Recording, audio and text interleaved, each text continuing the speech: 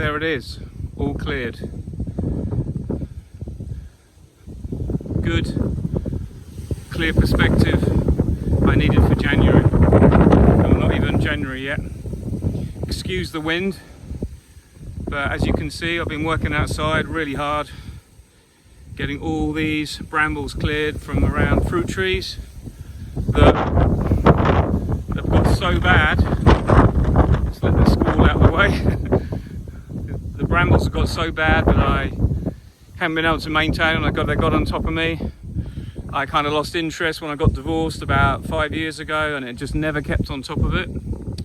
And I've decided to turn over a new leaf and get this done, which is a big step for me. So there you go, all looking good now. All the trees are all pruned. Like this is an apple tree, James Grieve, I think. These ones here are apple trees, Brambles seedling. You get amazing cooking apples from, but they're all different trees around the place I've got that really I haven't seen for 3 or 4 years because they've been so overgrown by brambles. But that's the way I wanted to start the year. And we've done a good job.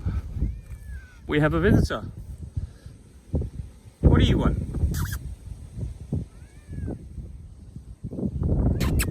What are you doing? What are you doing?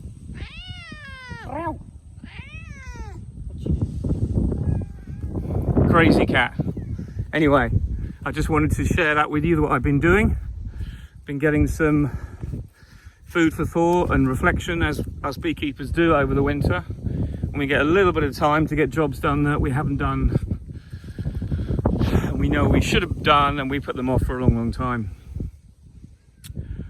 So how will this be maintained? I hear you say once the spring and summer comes. Well, the mower I've got, the mower you saw, that will be used to whiz around here, and I can trim this like I trim everywhere else. It's just a question of getting it maintained, because once it gets beyond the point where you can't get underneath it to clear it, it becomes a nightmare. So I'm pretty pleased with that. Now the trees and shrubs can recover. I'm going to plant a few more bee-loving plants, and in the meantime, here's all the bees. They've all been flying a lot over the last few days, apart from today where it's really windy as you probably can hear. But we've had incredibly mild weather in Northern Europe. But it's going to change a little bit now. We are now getting back to 8s, 9s and 10 degrees C next week. So that's the kind of around the 60s for you guys in America. Our usual temperatures here in the winter are about, in November, December, January, February, on average, they're probably around the 5 to 9 degrees maximum in the day, and colder at night. We get frost, but not many. We only tend to get snow when we get cold weather from Eastern Europe, and from Siberia, from Eastern Bloc countries that blow up this way on easterly winds. And then you get the mix, because we're always in the English Channel. We always get that mix of cold and warm air, and it's a battleground. So at the moment, the warm air has been coming right up from the Azores, and it's been temperatures like 14, 15 at night. It's absolutely incredible. We haven't seen that for months. Is it global warming? I don't know. Everyone I speak to has talked about really peculiar weather patterns. I know in Canada right now, Ian Stepler's, it's minus 35, 36.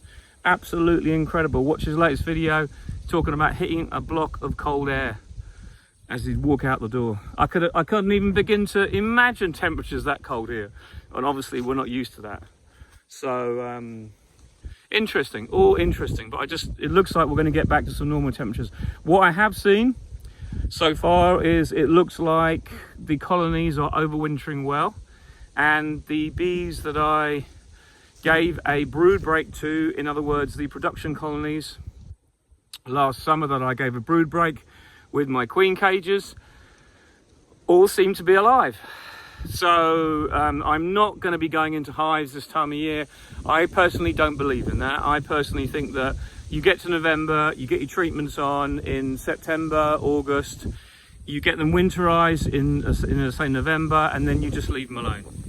You know if a colony's dead, you'll see it straight away, but there's no need to go looking. one of my criticisms, I could say, about people who keep a few hives that maybe don't have much experience is often you hear them saying, well, my bees are fine, I put them to bed in October. But in October, they didn't do a proper check to see there was a laying queen. They didn't do a check to see there was sufficient brood. They didn't check anything else, and they didn't treat mites till really late. And often they'll open a hive and there'll be nothing there in the spring because it was queenless or it was a dead out because the virus levels were too high before the colony was put to bed. I'm still losing a few nukes.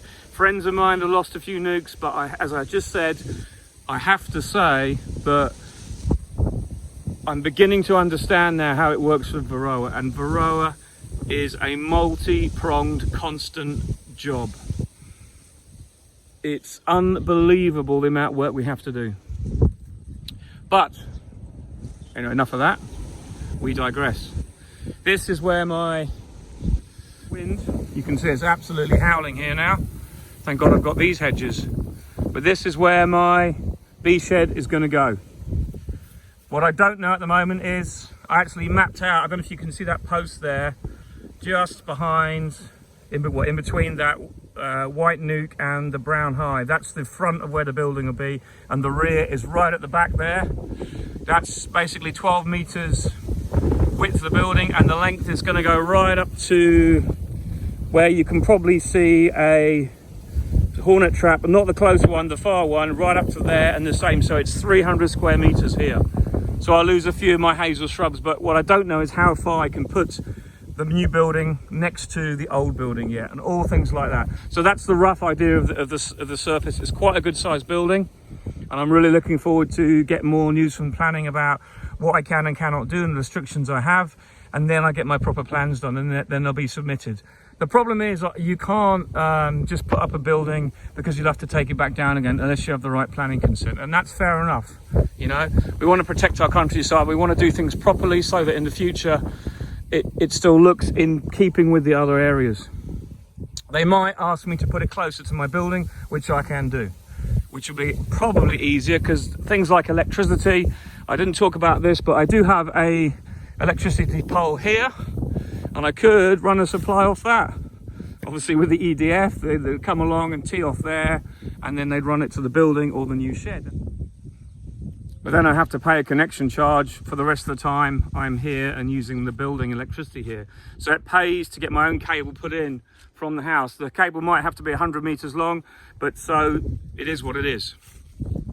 They're all things to consider when you're getting your first building built. So I've been looking at loads of people who've done videos. For instance, even things like upgrading the access here with the driveway. I'll need better access. I'll have to bring stone in and get that leveled and put down to help with the driveway wherever I build. So that's all got to be thought of. It's a lot of money, it's a lot of investment, but I'm going to be working for 20-25 years with this building here at least, so it's worth investing in, and it's exciting. And I can't tell you the thought of working from home, how it fills me with joy to know that I'll be able to go and work of an evening or work late or start early without upsetting anybody and just get on with what I've got to do. So obviously this has been a great boost to me this time of year. I sometimes don't get my hedges cut until March time when they're nearly in leaf. So I'm going to just keep going with that emphasis on getting those jobs done. I've got loads of jobs to do here. My bottom bee shed, my storage shed, you can see the roof there, that's absolutely packed full because I have actually finished at the workshop I was using before. The guy I used to use it with, he's allowed me to keep my honey supers there till I take them in the spring, which is great. But I've got to get hold of a 40-foot container which is going to be insulated. So I'm going to buy an old refrigeration container that I can use as storage once I've got my building built, and then the container will go behind the building or somewhere nearby just as storage, additional storage, because as beekeepers you never have enough storage. But if I get it insulated, I could use it to store honey if I needed to, because the temperature is never very extreme and never very low. So that's what you want. You want consistent temperatures. You want highs and lows that are minimal. And that's what an insulated shed does. But also I'm going to be extracting in it this spring and summer because I don't have anywhere to extract my honey. So I've got a heck of a lot to organise before I finally start extracting honey this spring and summer if we have some honey, I hope. Let's just not forget that. But we're going to be positive. We're going to have the best year ever this year, and it's going to be good. But I can't actually put the container on the land until I've got permission for that. So I've got to get a little bit of permission to put the container on, because it's only going to be there temporarily, but I still need to get that done as well, because I don't want to upset my other application. So it's called treading carefully and ticking the boxes, I think is the word. But a lot to do, all very exciting. I'm going to be doing a video on the honey extraction lines I'm looking at, which is another thing I really got into. I've been spending a lot of time looking at how I'm going to extract my honey in the future, because at the moment I'm in a situation where I don't technically have any equipment of my own, so I've got to buy it all. But I don't want to buy what I was using before, even though I enjoyed using it, I was grateful to use it, and you know, we paid a bit of rent and all that kind of stuff. I've got the chance now to buy something purpose built. So I'm looking at all extraction lines, and the reason why I want to go down the road of extraction lines is, for me, I don't want to be moving my honey supers in and out of a machine to extract them and taking them back out again. I want to put them into a machine, one end, let the machine do the work, and take the supers out directly into a box the other end, which is what an extracting line allows you to do. If you have extractors, yes, they work really well, but you've generally got to decap your honey frames, put the frames into the extractor, spin them and take them out the extractor, and then stack them back into boxes. So by having an extraction line, you get rid of some of the manual handling, and that's what I'm looking at as well to incorporate. It's going to be expensive, but it is anyway, but not that much more expensive if you work out 2 good extractors, a decapper, a sump, a pump, everything. If you have it all in one machine, it's not that much different. But there is, I'm going to show you what I've been looking at in a few weeks' time.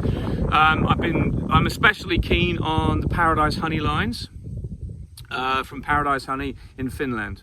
So I'm not saying I'm going to buy from there, I'm just highlighting the fact that there is a vast range out there. I probably won't buy from America, because that's just a little bit far for after sales service. But there again, so is Finland, and there again, so is Spain. Wherever I go, what I'm doing at the moment is I've got this fantastic resource, and it's all the amazing beekeepers out there who've been using extracting lines already. And I've been able to ask them what they're doing, what they've got, how they find it works, because combining with, I haven't got a lot of experience, but combined with experience I have got, and I've got a little bit, I can see a way forward that I want to go. And I want to become sustainable, self-sufficient, but I've got to find the right pieces of kit. And that's what's so exciting. Yeah, it's kind of a gulp moment, because it's a lot of money to spend, but it really does, when you're putting a plan together, getting it right could be absolutely amazing. I would have never bought a extraction line if I already had, say, 2 extractors. I'd have just bought another decapper or whatever, but I'm starting afresh. So because I have experience and I've got the ability to ask people how they find the machinery they bought works, that's the key. So then you can invest. Nothing is perfect, that's the thing. Everyone has slight issues, one thing or another, but it's looking like I'm going to go down the road of an extraction line. I'll have a separate room for that in the building, and initially it will go in the container. So that's what it's got to fit into as well, and it's going to be tight, so it's going to be fun, but they do fit in containers. So I'll get back to you on that, and I'll bid you farewell. But I'm kind of got so many things going through my head right now, which is fantastic, because that's what we do in the spring and new year. We reflect, we have ideas, and we make plans. And you've got to have a plan. No matter what you do, you've got to have a plan. You've got to get it together. So anyway, what I didn't do is wish you all a fantastic new year, and I'll catch you again soon. Bye for now.